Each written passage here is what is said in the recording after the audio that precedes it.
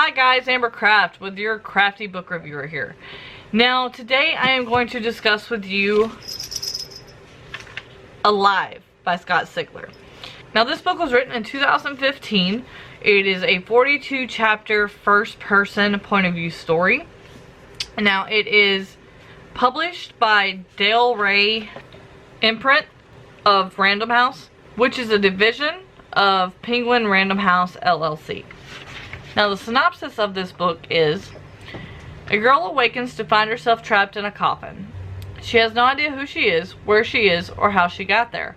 Fighting her way brings little relief. She discovers only a room lined with caskets and a handful of equally mystified survivors.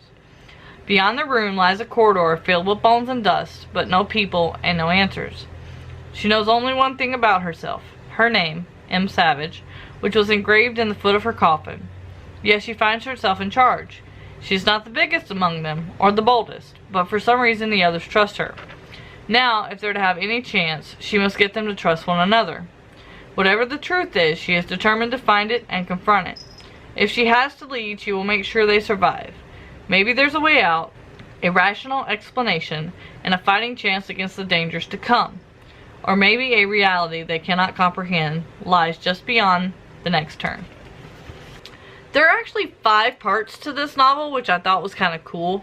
It has part 1, Darkness and Light. Part 2, Words and Weapons. Part 3, Food and Shelter. Part 4 is Self and Others. And Part 5, Up and Down. Now at the end, Scott Sigler actually asks you not to spoil anything. In the world of media age, he doesn't want anybody to spoil it, but he would love for you to do a review, which I thought was kind of refreshing and nice to actually see. Now the way I do a review is I give a reader's perspective and a writer's perspective. Now my thoughts on the book from a reader's perspective is that I was as confused in the novel when it began as the main character.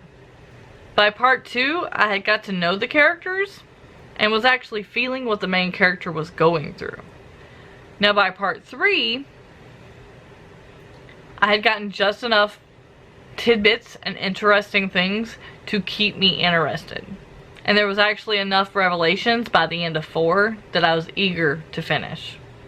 Now part 5, the ending, ended just how it should. Everything was finished off great. It tied up the story, which kind of was surprising, knowing that in the front of the book there's actually something saying it's going to be a trilogy.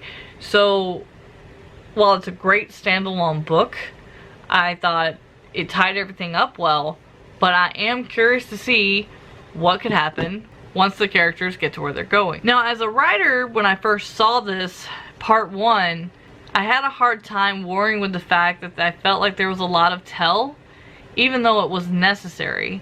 I thought at some points it could have been done a little differently, but it wouldn't have been any better or worse had it been done differently. It was still very well done, even though it was telling. Now for what the book was about, a girl with no memory, I thought that while there was more descriptive telling than I would normally like in a story, it was actually okay because it was necessary to show how her thought process evolved, as well as those around her, as she remembered things and the others. Now for world building, where they were was spot on. You got just enough detail in the beginning that it could have been anywhere, and for where they were, it made a lot of sense in the end looking back. And while you find out later exactly where they're at, there's no point in the novel when you're reading that gives it away, and it actually makes you think it could be one of 3 or 4 different places. So all in all, I give this a duck review instead of a gremlin. It is a great, lovely book to read. I give it 4 out of 5 stars because it was an easy read, it was a light read, and it still somehow was able to be intriguing without being totally gruesome and everything. And even though there was more telling in the beginning, it flowed nicely still. There was things that I had to know to make me get interested and keep me wanting to read more. Without telling you more, as I don't do spoiler videos, I thought it was a great book. I think it's a great read. It was made in 2015, but if you have not read it, make sure you go and check it out. I will have the name of the book down below and a link to where you can buy it also down below. Now, I got this as part of a book subscription box, but I think it is a must read. I absolutely love it. If you have any questions or comments, leave them down below and I will get to them as soon as I can. And make sure you check out all my media links down below, as I'm a reader and a writer. And until the next video and the next review, guys, this has been Ambercraft with your crafty book reviewer, and I will see you later.